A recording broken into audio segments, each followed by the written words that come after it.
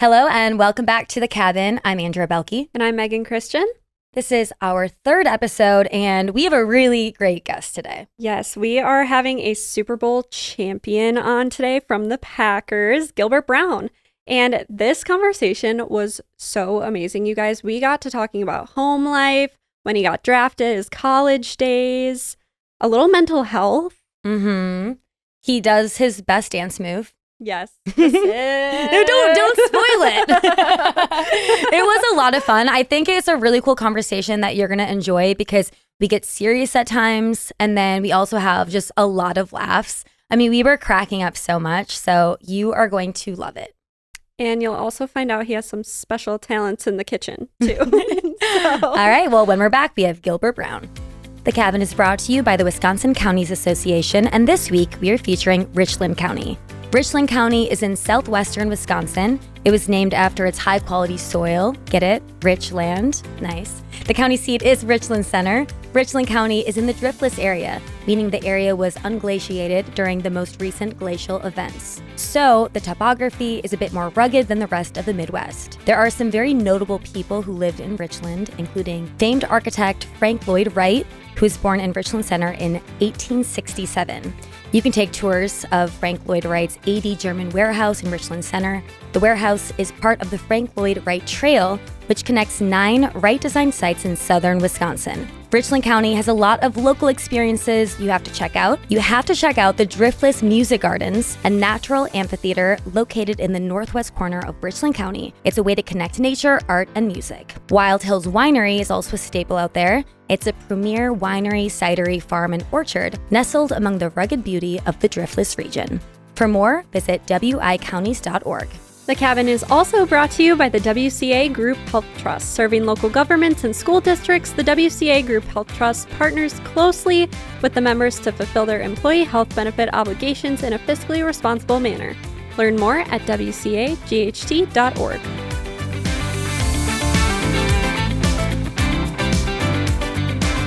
We are absolutely honored to have Super Bowl champion, football legend, the Gravedigger himself, Gilbert Brown, in the cabin.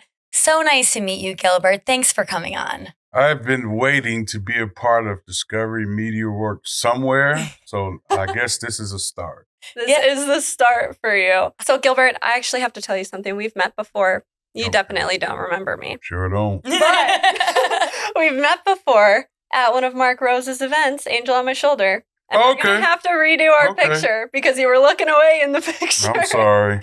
You know, I've been hit in the head a few times, and it's hard for me to remember everybody. So. Yeah, so let's get into that then. How did your journey with football start? Oh, man, my journey with football, I never played Little League football or anything like that. I started in high school. My older brother, he was tired of me sitting in the house under mama, because I'm a mama's boy, eating all the pies and cakes and just getting big and not doing anything. So he dragged me out there, and so my whole career is because bad Leroy Brown got me to play football. So it's all because of him. So. Well, and I had heard that you really had this goal of buying your mom a house someday, and that really drove you. So even kind of when you first started, was that always the goal you had? Absolutely. I mean, my mom was a person, it's like 5 kids in the house, and she was supporting all of us. We didn't get all the good stuff and everything, but she always had food on the table and did what she had to do, and she busted her tail. I can remember when I was going off to college, a couple years in, she had her car. She gave me her car because she knew I wanted a car. And she said, "Don't worry about it. I'll figure it out," So I was like, wow, so. And people always ask me, well, who's your role model? Like a lot of guys pick this guy, that guy. I said, it's my mom, because I see her. I see her mistakes. I see her faults. I see what she does. Sometimes she's superwoman. Sometimes she's not. So that was my role model. So I had to reward her. And my goal was to reward her the best way I could. And this football was because football in the inner city of Detroit nobody got money to go to college. So you got to find a vessel to get to college. So football was my vessel to get out of the Detroit and get to a university and play football. Yeah, so talk about that a little bit. You went to Kansas University, and that's where your Gravedigger dance started. So how did you kind of get involved with that? What was the process like? Well, I mean, over at the University of Kansas, like, people don't understand. You came from, and I got a lot of things going against me. I wasn't a great student in high school. Just sometimes I was lazy, But, in order for me to get my goal, I had to reevaluate what I had to do. So when I got, and you guys got to understand this, when I got to the University of Kansas, now I grew up in inner city, Detroit, West Side, going to University of Kansas. The only white people that were in Detroit was the teachers. Other than that, we ain't see none. Maybe one guy here walking the hallway and everybody looking like, what you doing here? But then when I get to University of Kansas, it's flip-flop. I'm the only black guy. I'm doing this. I'm doing that. I'm the big man. I mean, because I was a big recruit, because I was supposed to go to Michigan or Michigan State, or my school's Michigan State, UCLA, Minnesota. I don't know why. And then, it's just that. And I chose Kansas. Yeah. And everybody's like, what? But I chose it because it was an opportunity for me. Because if I'd have went to Michigan, I probably would have had to got redshirted and set out a year or two. But at University of Kansas, they told me, if you're good enough, you can come in and start. We're not going to sit you. Because we need you. And then I get to the class part, because not long you got to excel on the field. In order for you to make your goal, you got to excel in the classroom, which I was not good at. I got to University of Kansas. First math class that you go into, I sit down and they give you a book. And they say, okay, your tests are on Tuesdays and Thursdays. Goodbye. I'm like, huh? Where's the teacher? Yeah. Right. Who's going to help us? No. Here's your book. Your test is on Tuesday, Thursday. Goodbye. And I'm like, oh my God, how am I going to do this? So, in order for you to adapt, because I got a goal. Yep. And I put a lot of things aside to make that goal. So I figured it out, bust my ass. Can you say You're fine. Oh, you know what? okay. You're Gilbert Brown, so we'll allow it. Well, all right. So I did all that. And actually, in the process, I had got an academic All Big 8 award. Okay, yeah. Because I was so driven to what I wanted to do. And it's never easy. It's always hard, just trying to adapt to the social part of it, the athletic part of it. And people are fussing nowadays about the NIL deal that these kids are getting. If they was to ever understand, you got some guys that their parents are living in shacks. They're living in whatever. You got an opportunity to do something and send money home to help everybody out. Why would you be mad at that? You understand what I'm saying? I mean, some guys go a different route. Some guys, it's just, but the purpose and the goal for some guys is to get there, because you're not guaranteed. In football, you don't get guaranteed contracts, It's not like baseball. It's not like basketball where, if you get $700 million, all of it's guaranteed. You get that, No, it doesn't go that way. So, and especially back then when I was playing it, I mean, what you get is peanuts now compared to what these guys are getting now. But it's all a learning curve, because my mom would send me $50 that I would have to make work for a month. You know what I'm saying? $50 for a month. Now, understand the part of what you got to go through in college. You go to class, okay? You go to practice, okay? Then you got to go to study hall. So tell me, in between getting up in the morning, going to class, to getting done with study hall 9, 10 o'clock at night, that you got a chance to go try to make some money. Right. Or buy some clothes, or get something nice for yourself. So tell me that. People don't understand that. So NIL deal, I applaud that.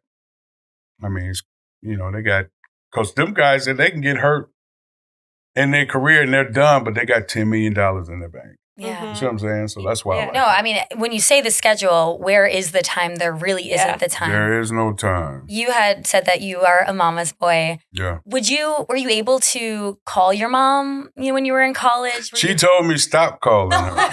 Yes. I mean, because it wasn't like we had phones in our rooms, but in order to call home, I would have to go to the lounge area where the phone could reach out to get to Michigan or whatever. So, and then back then you got to have a prepaid card or something like that. So, but I was somehow, I don't know why, I was calling my mom every day. She was like, boy. That's okay. I did too in college. I did too. My mom would say the same thing. Mm-hmm. When you're in high school, you don't really want to be friends with your parents. Then you go to college and you're calling them every day. Yeah. Yeah. So it was a big adjustment. And, but when she told me, I learned how to figure it out. Yeah. Well, she would come to your games, and I know she was there when you first originated the Gravedigger dance. Yeah. So can you tell us that story? But, I was just, I think we was playing our in-state rival, Kansas State, where Jordy Nelson is from, and they wear purple. So I've been fighting purple all my life. Mm-hmm. Kansas State, Minnesota. So I've been fighting purple all my life. And, of course, we was beating the snot out of them. And, I'm just like, okay, I'm going to pull it out. I'm going to see what happens. You got to do stuff to, get it going. So I did it. But when I did it, I swung my leg up too high. Because it was a sack, I believe. And I was just so excited. And when I just swung up and fell on my back and out of 50, 60,000 people, I heard my mama laughing her tail off. I could hear her, and she could say, "That's what you get." So I was scared to do it the first time I did it in Green Bay because I didn't want that reaction again. Well, it turned into this legendary move. Yes. And I do want to touch on the Aloha Bowl because that was one of your first pretty major things. Can you talk about the feeling of winning that Aloha Bowl and just being present in the moment? Yeah, I mean, you have individual goals and you have team goals. One of the main things of me coming to you versus Kansas was I'm going to make it to a bowl before I get out of here. Mm-hmm. And, I mean, a lot of individual achievements inside of there and, being MVP of the team 1 year to the academic All-Big 8 and everything. The Aloha Bowl was something that was, to that point, was my Super Bowl, the way I felt, because, I mean, even though it was the Aloha Bowl, and we was going against a pretty good team, just doing that made me feel like I'm on the right track. I didn't feel like I was there. I felt like I was on the right track to doing what I need to do to get to where I need to be. And that was pretty special. Was there a mantra that you had or something that you would say to yourself before taking the field? The mental toughness is a huge aspect of all sports. Was there something that was a through line for your career? I don't know. I mean, it was just a drive that I had because in the back of my mind, you ask yourself, what are you going to do when college is over and football's over? I mean, you really don't have no skills to do. I mean, I love to cook. I could be a chef, But yeah, I was just, and there was nothing. Mm-hmm. I had nothing. And that's when you sit there and you think about it and be like, I got nothing. So I got to do this. There's no other way. And it's to the point where, I mean, you got a lot of distractions in there. Y'all women are a lot of distractions. I mean, even growing up and you got guys sitting in the stands. And people don't understand this. When I played football, me and Jerome Bettis, I don't know if y'all know who that is. That's the bus. He's Pittsburgh. He's a Hall of Famer. And we played together. And before every game in high school, we would always have to line up on the goal line and walk down the field to make sure there's no hypodermic needles, no glass, no anything on our field. We barely had bleachers. You know what I'm saying? So when you coming from that type of environment, you start seeing things can be better and things are better. You're like, wow. And it helps you along your way instead of you thinking it's always a dread or dreary or whatever. And it's just to the point where I had a lot of we had guys before us coming out of high school. And he said, dang, I want to be like him too. You know what I'm saying? So you got a lot of things that push you. But like I said, you got a lot of distractions in there. When I say that, we used to have guys in the stands, Gilbert, you ain't got to do all that. Man, come on over here and sell this with us real quick. Let's go do this. Let's go do that. I mean, it's so easy to turn left when you should have went right. It's so easy. But you got to find a way to stay on track. And when you got mama in the back of your mind, you going to do it. Yeah, she's saying, stay away from those girls. Oh, yeah, she quick to say that. Yeah.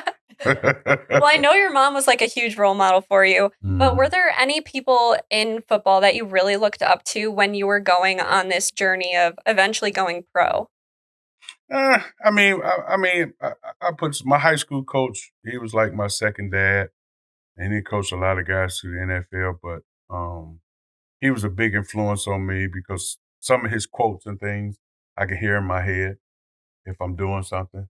And I was like one of his main things was Gilbert, do the right thing. You know what I'm saying? So it will pop in my head when I'm about to do something stupid. Yep, Coach would say, do the right thing. So and to let you guys know how much he meant to me, our first Super Bowl we went to, because I didn't want no distractions. I was so laser focused that I ain't letting nobody. The only person I let go was him. So that's how special he was. Yeah. So, I ain't let my mama go. Really? Whoa. I was laser focused because that's how bad I wanted it. Because you thought that you'd think of her in the stands? No, I just didn't. I want no distractions. Yeah. Don't come knocking on my door. Don't tell me come do this. Don't nothing. Yeah. I don't even want y'all there. I'm laser focused. Now, guess what happened? The second Super Bowl. What? I let everybody. Guess what happened? You're like, been there, done We that. lost. Oh my God. Because I got so much heat from not letting them go the first time. But it's learning curves. There's a lot of different things that you do, and it's the little things that got me over the top. Yeah. Well, and then so you eventually do go pro. Mm-hmm. And what was the feeling when you joined the Packers? It was because I was with them stupid people down the road that wear I was purple. going to say, let's talk about that purple rivalry a little bit. I challenge anybody to find me in a photo. I challenge anybody because when they was taking pictures, I used to be like, because I knew I wasn't supposed to be there. I knew I wasn't supposed to be there. And it was to the point where when I got there, I really disliked Chris Carter with a passion at the time because you walk through the door, he'll make you sing, he'll make you dance, he'll make you go take out the garbage, he'll make whatever, because you're a rookie and you got to do it, And so I used to tell people if I ever see him slapping them caterpillars off his face, eyebrows or whatever. But then it was just like a whole different thing. It was just a different culture for me. And I thank God that I got sent to Green Bay because it's to me, it was more of a Kansas atmosphere. You know what I'm saying? It was slowed down. There wasn't no hustle and bustle too much, at my time, the only thing that was going was Best Buy. You go to Best Buy on Tuesdays and get your movies or something. And I tell everybody, I said, the difference for me between Minnesota and Green Bay, besides the players, were I was sitting on a couch next to Prince at the club in Minnesota. I get to Green Bay. I was sitting on a bench with Colonel Sanders at KFC. That's the difference. You know what I'm saying? If you ever go to Green Bay, well, I don't know if that KFC there or not. They used to have Colonel Sanders sitting there on the bench, and I was sitting down like, hey, man. Well, speaking of fast food, can we talk about your Burger King burger? The Gilbert Burger, was it called? Yeah, they call it the Gilbert Burger. It was from Burger King. It started in Kansas. Again, a lot of things started in Kansas. I'm a rock chalk Jayhawk. So what happened was, of course, like I told y'all, my mom only gave me like $50, so you got to make things stretch. So I would go to, I'm calling myself treating myself. So I would go to Burger King, and I was like, man, that triple Whopper is still not getting it. So I was like, I got to make it bigger. So I was like, without breaking the bank. So I want extra cheese. I want extra everything, no pickle. And that burger was like, bam. So I was like, so one day I was in Green Bay, and I was like, man, I'm hungry. You know, I'm gonna go down and get me a couple burgers the way I like it. Bring a couple boys back, some of them, you know. So I go down there to the Burger King on Oneida. I don't think that's there no more either. I don't think it's there. Anyway, we'll go down there, and I got like 4 or 5 burgers, you know, and I brought them back, and the boys were like, man, you know, and Reggie would eat one, and a couple of the guys, and then the next, because we would eat it and go watch film, you know what I'm saying? Yep. So then, you know, I got to order the next time. Hey, man, that burger was good. Hey, bring me the burger. Before you know it, I'm buying like 15 burgers. Big burgers. They ain't cheap. But I said, all right, you know, it's for the boys and everything. So the manager was like, man, I feel for you, man. We're going to try to help you out a little bit. You know, so they start cutting down on the prices. And, you know, it's just started growing, you know, from word of mouth from out the locker room. And it built into the community, and then it just took off from there. Yeah, it does seem like you had such a great relationship with all of those guys. Mm-hmm. When did you first start to feel that friendship and that camaraderie? I mean, it's like I said, it was different from Minnesota to Green Bay. In Minnesota, it was like, and this is how funny how that transaction went was, I think the starting running back had got hurt. I forgot what his name was at the time. And Dennis Green called me in the office, God rest his soul, called me in the office and said, because they wanted to keep me, but they had to make room to bring in another running back, you know. So because the starting running back might come back, so they got to have a roster spot. So they told me, he said, you know what, I want you to go to your room, hang out for a couple of days, and we'll bring you back on practice squad and figure it out from there. Mm-hmm. You know, and I'm like, practice squad? I'm like, do you get paid? If you don't get paid, I'm going home. I'm going to see mama. I'm not sitting in no room for a couple of days. But it was the week of the first game. So I was like, okay, I'm a person that listens. I didn't even go to my locker. I just left. Took me about 8-10 minutes to get to the hotel. I knew the girl at the front desk, and she was like, Gilbert, Gary Reynolds from the Green Bay Packers just called. I'm like, huh? Oh, what do you want? I'm like, all right, I'll take it in my room. So I go call him up, and he said, hey, man, you're a Green Bay Packer now. We'll see you an airplane ticket, and we'll see you tomorrow. I said, nope. I got my truck. I see y'all tonight. I'm gone.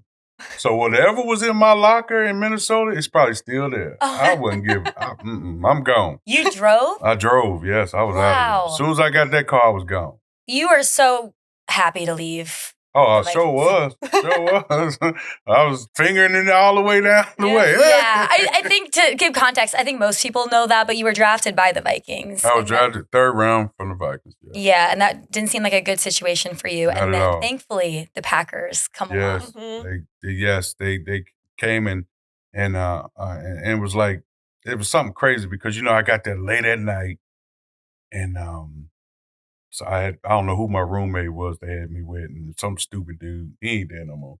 But he was like, hey, man, hurry up and turn the light out. I'm like, all right, man, ain't no problem, brother. I'm just trying to get my stuff. So when I got there and I walk in the locker room, and back then in Green Bay, it was like nostalgic for real. Like, it was like 1960s for real, you know, because before they start modernizing everything and doing this and that. And I sat down in this locker and he said, well, you got to take this locker because, we got to figure it out. Because for some reason, my locker was right here. Next to me was Leroy Butler and all the DBs going that way. Next to, on this side was George Kuntz and all the linebackers going that way. And then the D-line. Mm-hmm. So I was like, I'm the oddball. Yeah. Mm-hmm. And sat down in my locker, and first person I see walk, because you had to walk this way and then go down, was Reggie White. And I'm like, I hope he don't think while I'm staring at him in the locker room, he don't think I'm like. But I was like, and something told me right at that point was to stick to him like a sponge. Mm-hmm. Stick to him like a sponge, because that's greatness. To me, that was and still is, the best defensive lineman to ever put his hand in the dirt. Mm-hmm. And I want to learn, and I want to get better, and I want to be like that, even though I can't be like that. So Reggie was the type of guy that he don't have to be in your face talking about the Bible. He don't have to be in your face talking about this, talking about that. He led by example. You know what I'm saying? It's hard for people to understand it. Like, you got a leader's supposed to tell us what to do, tell us this. No. He led by example, and he made you do things that you didn't want to do that was for the good. You see what I'm saying? And in order for me to learn from him without bugging him or asking him 100, because, as a football player, you have, what they call them things that Yoda got, the little people, they call them yearling. But they under him, the Jedi people. Oh. What they call them? Nick. The young ones. Nick, help. Well, Padawans. Yeah, there you go. I'm so glad I got when you become that part, you have, what you call them? Padawans. Yeah, them dudes. So I was that with Reggie. But then when it's my turn, I had like Kabir Baja Miller. He was my Padawan. Right. I want to make that button. There you go. Yeah. There you go. And guys like that. So because they want to learn from you. They want to, not alone, even if we're not playing the same position, they want to be that guy, So it to me, it was an awesome experience to come to Green Bay from Minnesota, learn from one of the best defensive linemen there, play the game, but then learn the culture of Green Bay, because not many teams in the NFL had that culture. Mm-hmm. I try to tell everybody, I was over here at 1265 for 10, 11 years. And there was a hallway that you had to walk down and to go to work. You go to work. And in this hallway, it got all the championship banners on the side, and they had all the great players. And 10, 11 years, I walked down the hallway, the hair on the back of my neck stood up on a Tuesday, on a Thursday. Ain't nobody got tradition like that. Mm-hmm. Nobody got it. The place hasn't moved. It's right there. On the community is awesome. The fans are awesome. I hope that mixture never changes. Yeah. And you have quite the stats, 125 games played with the Packers, recorded 292 tackles. Should have been more. I agree. People don't understand my position. I was people always say, well, how come you should have been the Pro Bowl, you Pro Bowl. And yeah, I should have been, but people don't understand. I was a true nose tackle. But my true nose tackle puts me under the label of defensive tackle. A defensive tackle is a Warren Sapp, a Santana Dotson, a Hovan, or whoever it is. You know what I'm saying? They're the guys that get up the field, make all the sacks, do all the pretty stuff. I'm the dummy that's got to sit there and take the double team on, so the linebackers can look pretty. Because I got to keep these guys off the linebacker. So I got to do my job first, then go make the play. And it's rare for a guy like me to be able to do that. You know, you got to fight 2 guys for 3 hours and so many minutes and don't make no plays. Nah, I'm gonna do my job, and I'm gonna hit somebody in the mouth too. You know what I'm saying?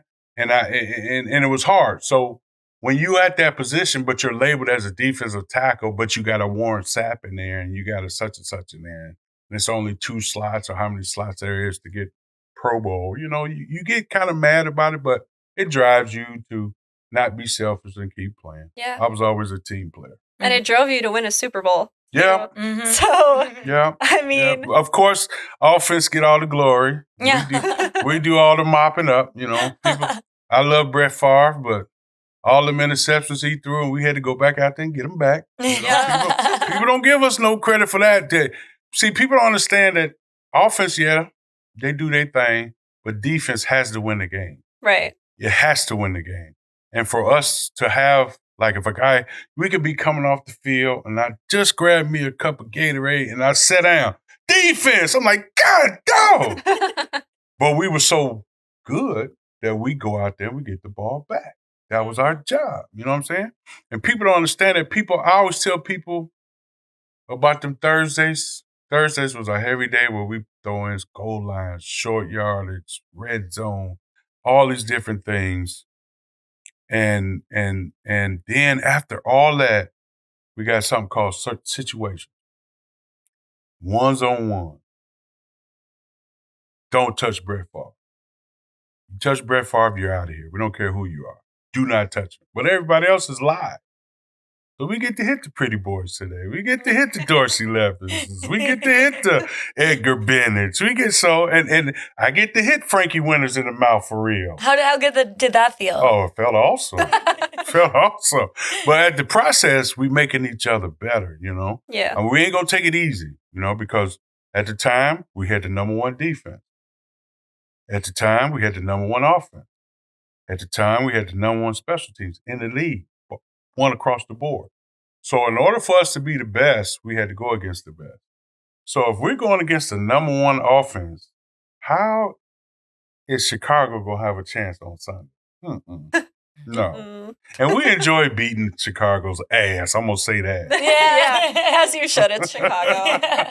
Well, that kind of brings me to talk about just like Wisconsin in general. I mean, you played for the Packers. You obviously found yourself kind of exploring Wisconsin a little bit. Did you have any favorite spots in the Green Bay area that you like to go to? In Green Bay? Green Bay. Or anywhere in Wisconsin, honestly. Well, I mean, see, can't ask me that because I'm fat. So I like food. So certain places got a lot of certain places because it's dealing with food. But I've seen beautiful places in Wisconsin. I'm always driving, and I forgot where I was. I don't know if it was something called like Basic, something, but it was like a windy road with big bluffs and rocks, and I was like, man, this Wisconsin for real. You know, I mean, coming from Detroit, inner city, concrete jungle type stuff, you know, you don't see beautiful, you know, and until you get out. Now, Michigan is beautiful now. Don't get me twisted. And you start getting out there and doing things. But I mean, it's a lot of beautiful places. I mean, I do a lot of campgrounds in the summertime. And so it's a lot of beautiful places in Wisconsin that need to be talked about, need to be shown. Mm-hmm. Have you been able to get back to Green Bay? When's the last time you were back? Yeah, I'm always back. I'm always back. I have a tailgate party that I do at Stadium View every home game. So I'm always there. So I get back when I'm supposed to. It's kind of like at the University of Kansas. I at one time I wasn't back for years, but something told me I better start going back. Yeah. Start, doing what I need to do. And the crazy part, my mom, this is crazy. This goes back to the homesick thing. And I don't think I hardly ever talk about it, but when I first got to Green Bay, I looked at the map and I was like, man, 94 will take you all the way. I'm going to try it. So we played a game on Sunday. We go to meetings on Monday. After film session, I would get in my car and I would drive home. And when I say home, all the way to Detroit Mm-hmm. to see my mama. Got to see this big old house I bought her. Hang out in my room in the big old house, And then get back in the car and have to be back to Green Bay by Wednesday morning special team. Mm-hmm. Because we had Tuesday was our day off. So that's from Green Bay to 7.5, almost seven and a half hours take me to get home. And I did that my whole first year. Yeah. Wow. Guess who told me to stop doing that?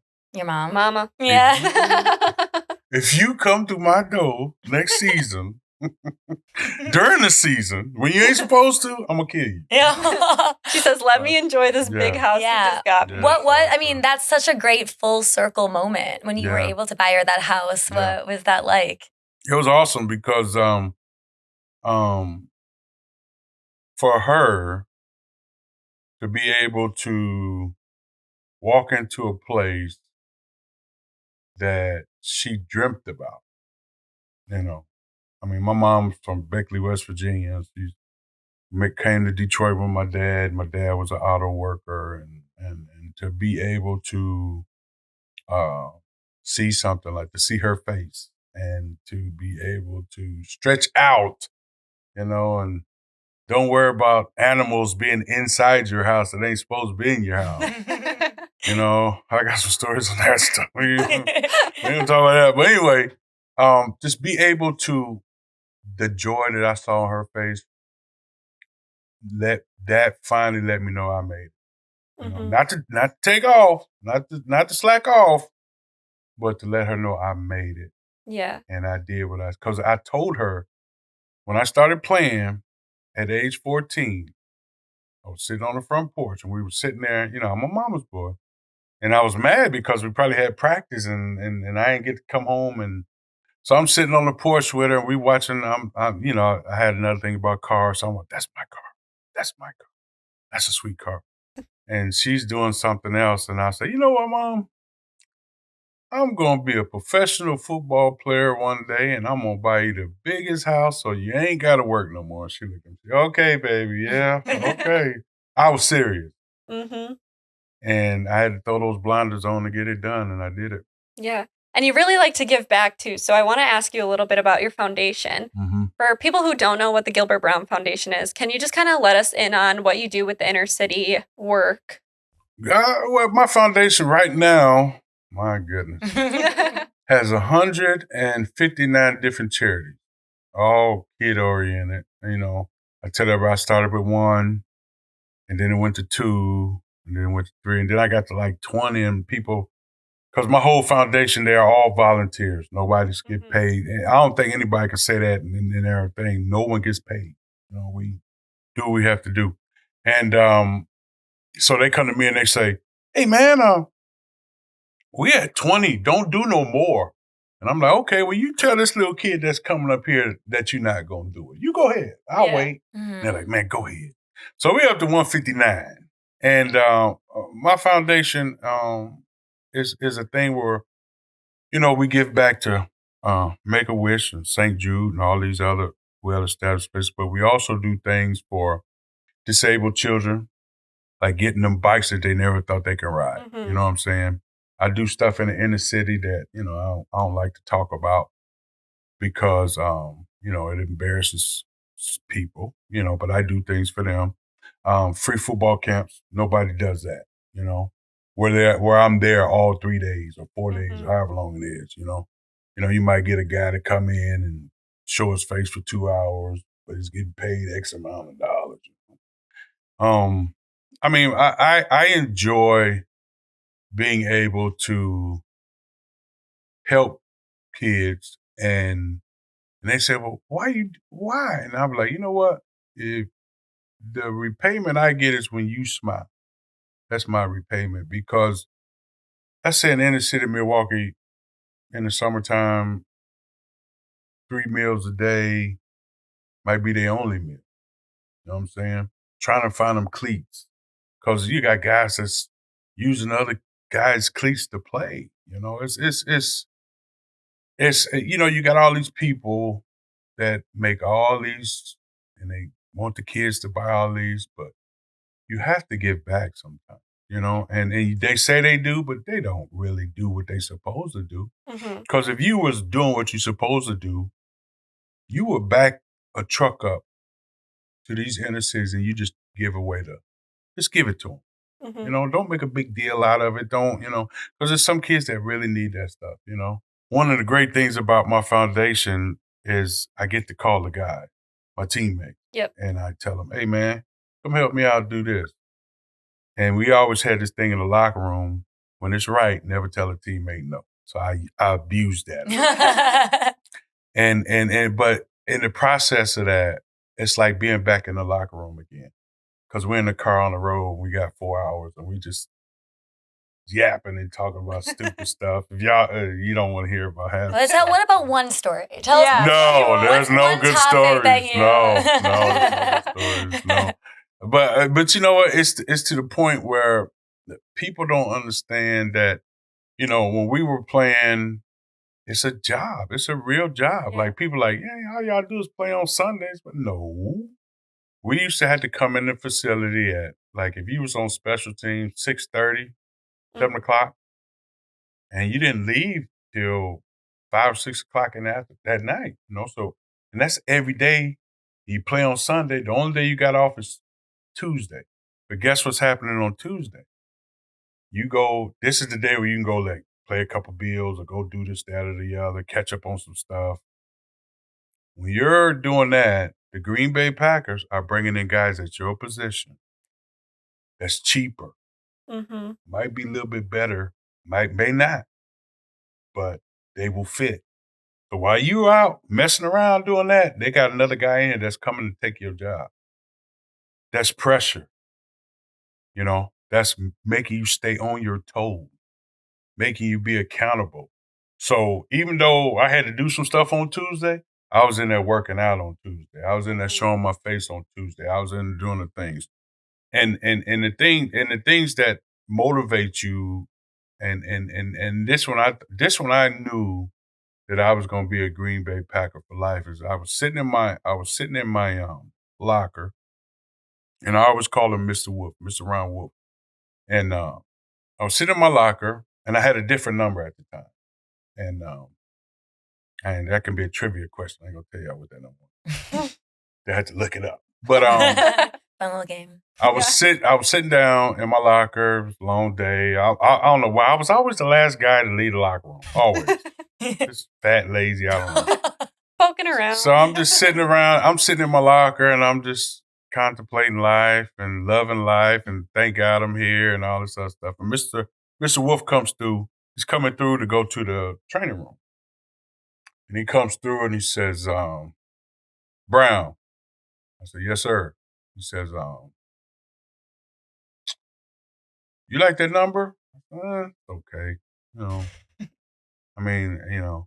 He said, what number would you like? And I was like, well, I would love 93 because, that's my number,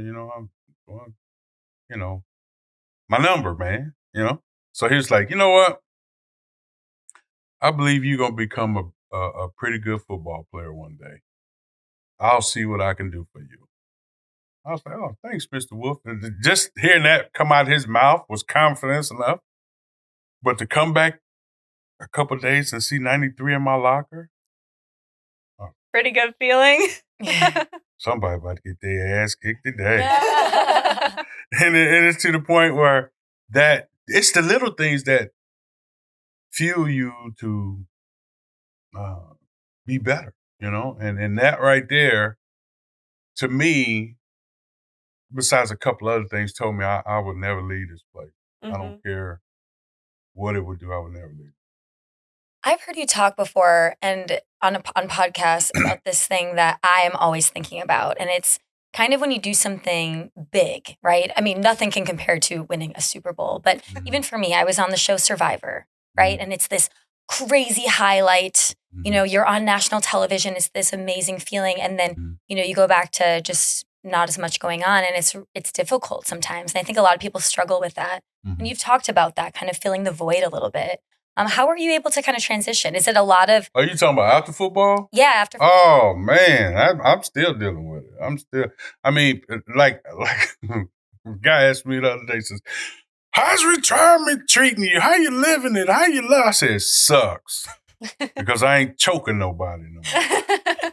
I mean, I really enjoy being able to go on the field and really, in the rules, but competing against another man, trying to see who's tougher, who's better, who's stronger, who's this, who's that. And the people used to say, oh, that Dominican Sue, remember him play for Detroit? He's the dirtiest player I ever seen. I said, not really.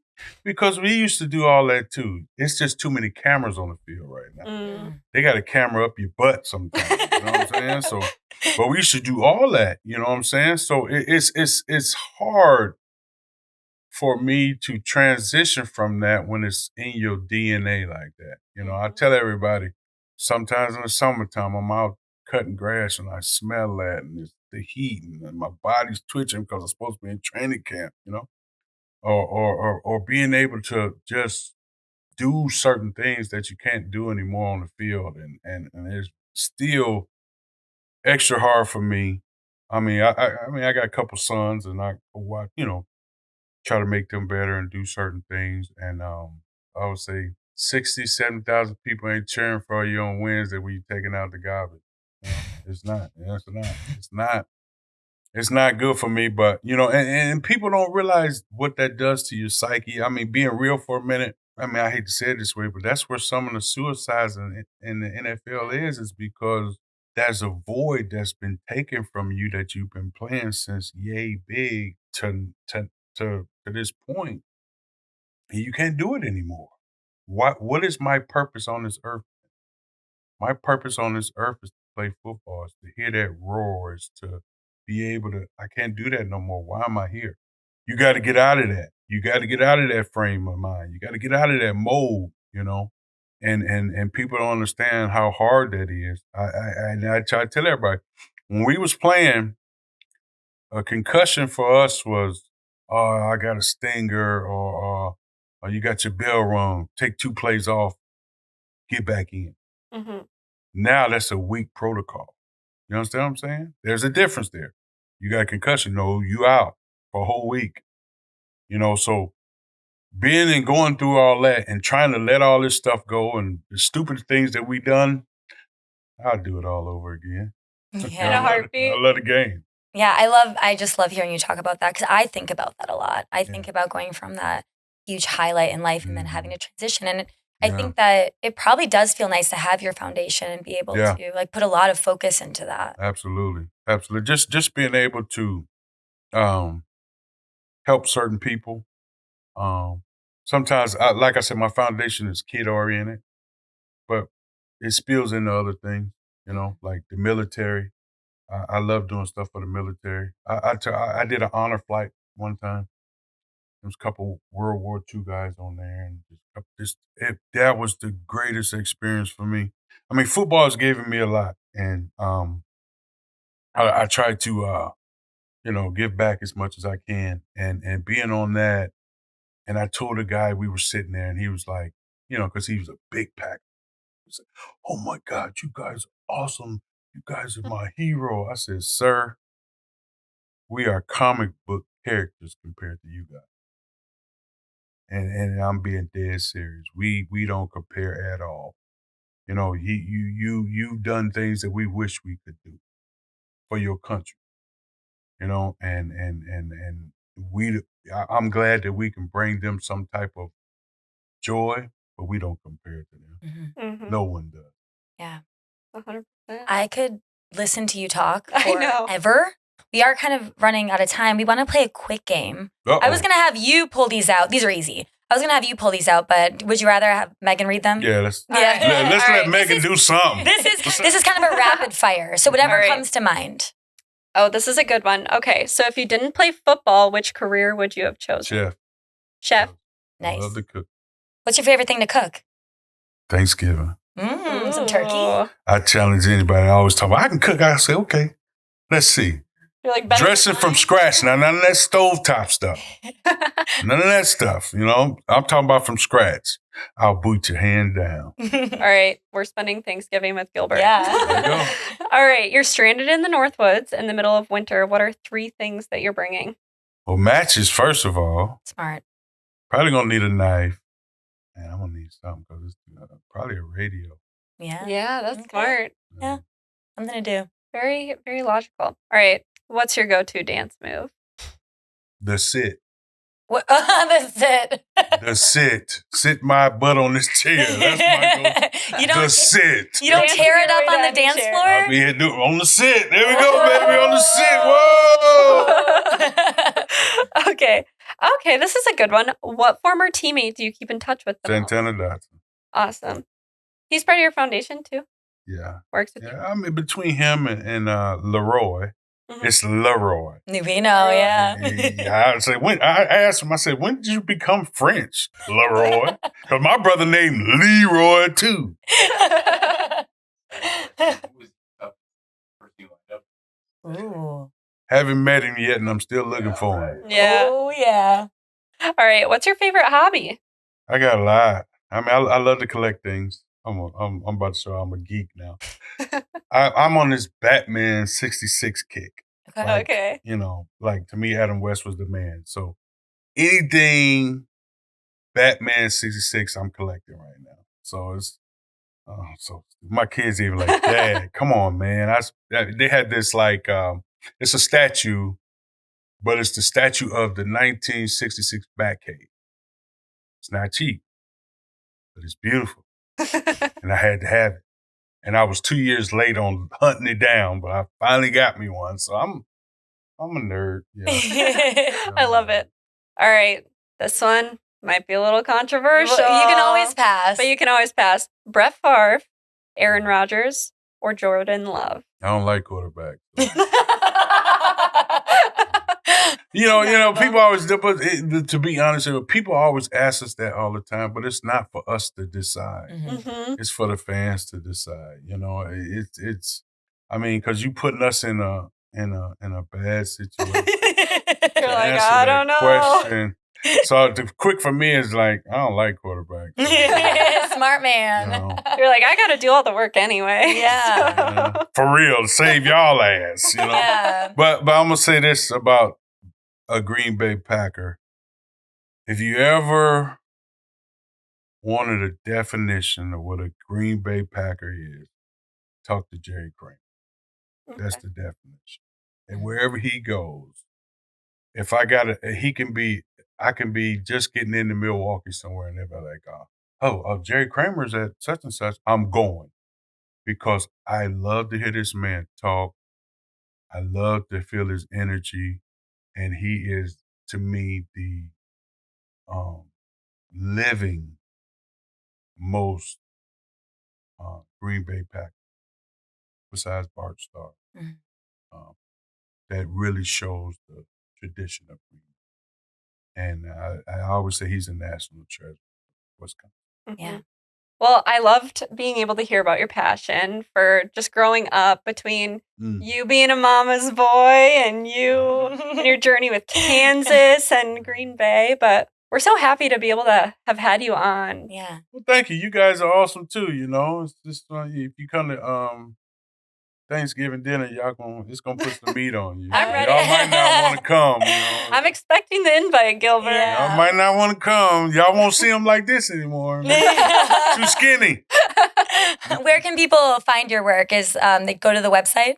Yeah, my foundation is GilbertBrownFoundation.org. I'm on Facebook. I'm on what's them other things? Social media, yeah. Mhm. Yeah. Great. Social media. I try, but it's people they ask you, they say, hey man, I'm like, man, you know what? I'm still in the Stone Age.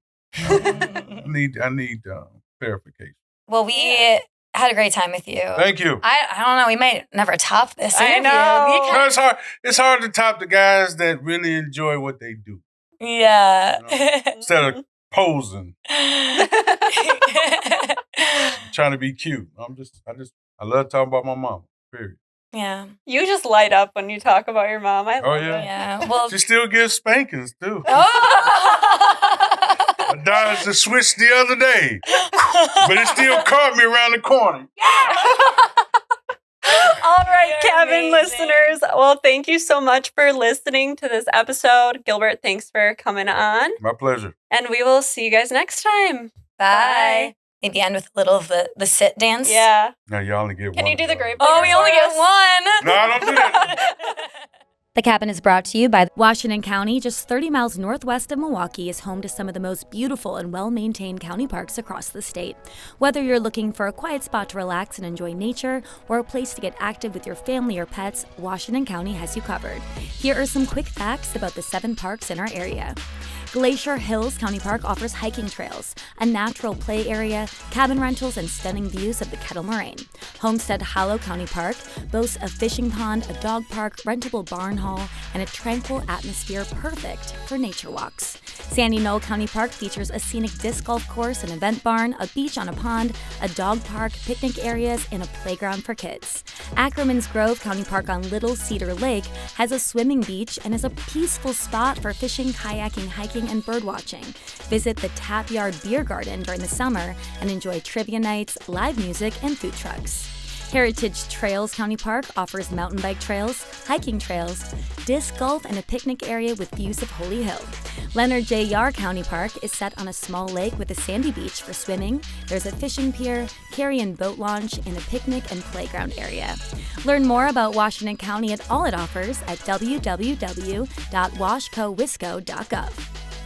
Looking for the perfect Wisconsin getaway? Best Western has 10 convenient locations across South Central Wisconsin, offering comfort, quality, and easy access to top attractions. Stay at Best Western Watertown and visit the historic Octagon House or shop at Johnson Creek Premium Outlets. Enjoy a classic Wisconsin Supper Club experience at Elias Inn. In Madison, choose East Town Suites for an all-suite stay near the University of Wisconsin, or West Town Suites with complimentary cook-to-order breakfast and easy access to biking trails. The In-Towner offers shuttle service and puts you close to Camp Randall, Picnic Point, and the state capitol. For a historic experience, stay at Premier Park Hotel, built in 1871, right on Capitol Square. Heading west, Best Western Dodgeville Inn & Suites is near Governor Dodge State Park and has a year-round indoor-outdoor pool. In Portage, the Resort Hotel and Conference Center is a short drive from the Wisconsin Dells and Cascade Mountain for skiing with nearby historic sites. For family fun, Best Western Ambassador Inn & Suites in Wisconsin Dells offers indoor and outdoor pools just half a mile from downtown attractions and famous boat tours. If you're visiting Baraboo, Best Western Baraboo Inn puts you near Circus World Museums and Devil's Lake State Park. In Jefferson, Best Western Plus Jefferson is close to the Fireside Dinner Theater and Glacial River Bike Trail. Enjoy a cozy stay with easy access to local events at Jefferson County Fair Park.